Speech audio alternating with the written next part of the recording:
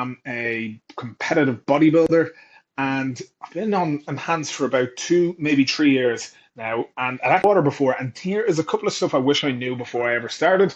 And hopefully, if this you're looking at considering jumping into the dark side, this will give you some information that will help you. And if not, and you're already there, maybe this is some stuff that you might have come across yourself. So, number one is there's no turning back. So being straight, I didn't realize that you couldn't really come off once you started. My plan was to do a bit of test and come off it and keep all the results and just be like, yeah, it's not for me or whatever. But really, you'll lose all the gains that you make if you do come off it. You need to then stay on it. And second to that is actually knowing that once you're on, it gets very addictive. You feel amazing. You feel like Superman running through walls. And you'll also look in the mirror and go, like, this is the physique I always wanted. If you're inclined, like similar to myself, and always trained, you're like, this is how I always wanted to look. I love this. So just know that becomes addictive in itself. And not a lot of people, I don't think, talk about that enough. So if you're going to do anabolics, it's a long-term commitment. You'll do what you call as a blast and cruise, which is a period of higher doses followed a period of lower doses, or TRT. But you don't ever come off it. Okay, because what then will happen is when you're coming off, it can be detrimental to your health. You're basically going way up above the levels, and then you're going to crash your testosterone by coming way down below what is like naturally produced. You're crashing them. You're going to feel terrible. Everything's going to be bad, and it's going to take time for your body to come back up. So instead, when you come off, you come onto a TRT, which is a replacement dose, which we'll get into in a minute. But you'll then solidify those gains on a replacement dose before blasting again. So really important to know that you don't ever really come off at any point.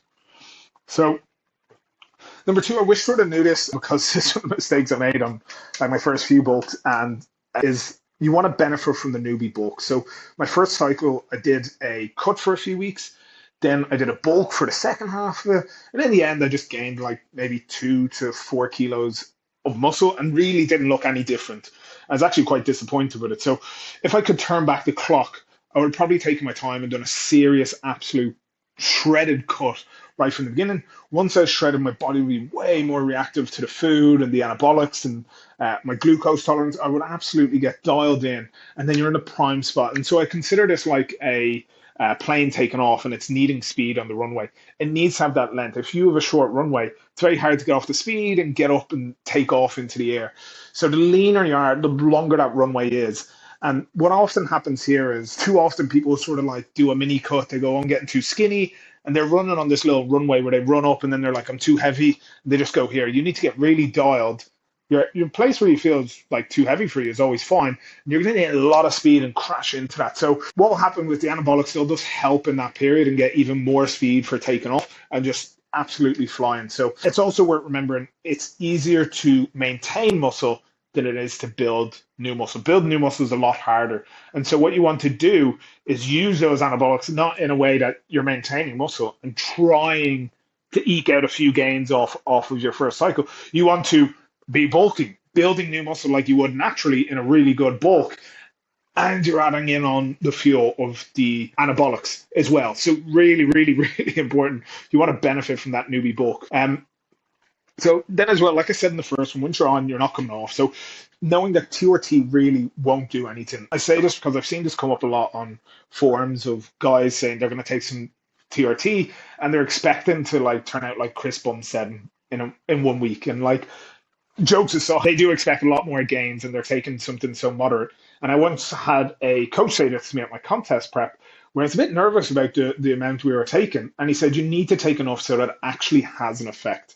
So TRT stands for testosterone replacement therapy, as you probably know. And the big word there is replacement. You are taking an amount that replaces your natural production. And this is for people that have a medical condition and it's prescribed to them, and situations maybe where they're working shift work that will limit their production. So for the cost that comes from crashing your natural testosterone, it's just not worth it. You're going to drive yourself into the ground and you're actually then going to be on these stuff. There's no turning back again. So if you are doing this beyond medical issues and you want to get huge, you want to get big, you want to get the physique you always wanted, you want to look like a Hollywood star or whatever on set where they're taking the same stuff, you'll need to take a dose which is beyond a natural amount. You're going to need to go into super physiological amount. So this then leads me into step 4. And with that as well, look, for the sake of this video, if that is something you want to see, what those doses look like, pop a comment down below. A video I consider making, but if it's useful, then let me know and I will. But ties into number four is you want to dip your toe in at first. So what I did when I first started, I actually paid some consultants a lot of money because I didn't know anybody. I really had no clue. I was working out in a commercial gym. I'd followed bodybuilding magazines for years since I was a child, and I really didn't know much about this. And I paid guys that work in universities that study this stuff in laboratories before starting my first cycle. So I was so scared of this stuff. I had no clue. Videos weren't answering my questions online that I had, and I wanted to get to the real science behind it. So, but a lot of stuff that came back and was important is that you want to take a small amount and see how your body tolerates it. So just like alcohol or weed or coffee or any other substance, we all tolerate them differently. And we probably know a friend who, or yourself, who react differently to those types of things. So by now you likely heard horror stories of people getting acne or people with terrible mental health stuff. And what it comes down to is you just need to take one anabolic. You need to take testosterone. This means you're not taking your Tren, your Winnie, your D-ball, whatever else someone else in the dungeon or whatever else some guy tells you online. Test is the root of all the anabolics. And if something goes wrong, you'll notice it. And this is the most researched drug, and it's the most fundamental one. You're going to always have a testosterone in there. And I say this as I had a friend who was recommended a cycle by someone at the gym. He was like, this is a bodybuilder's prep cycle.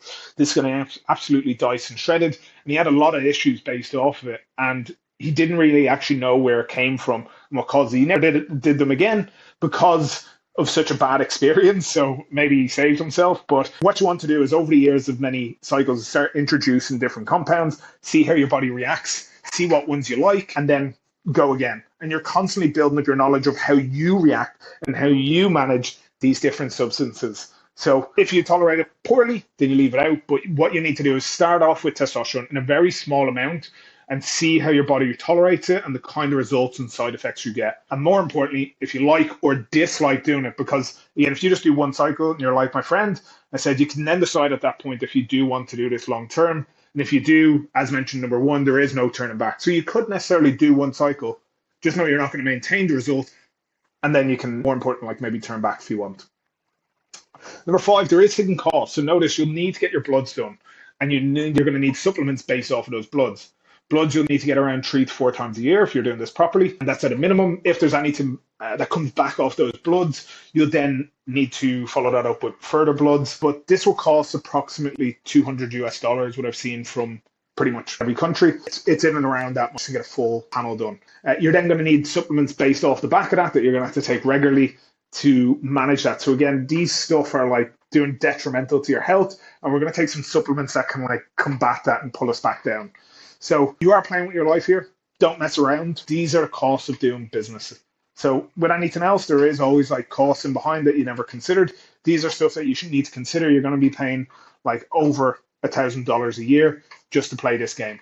So this will bring me into point 6, which I wish I knew before I started, with peak before you get on. And you probably heard people say this before, but it's really worth repeating. The more gains you can squeeze naturally, the better the results will be. So you're trying to level up at each stage. You want to get to a point naturally where you've done everything possible. You've eked out everything you could. And the results the first 4, 5, 6 years. And then you're at a point where you're just gaining 1 kilo a year. That's the point then that you want to sort of make that jump and decide look, do I actually want to move over?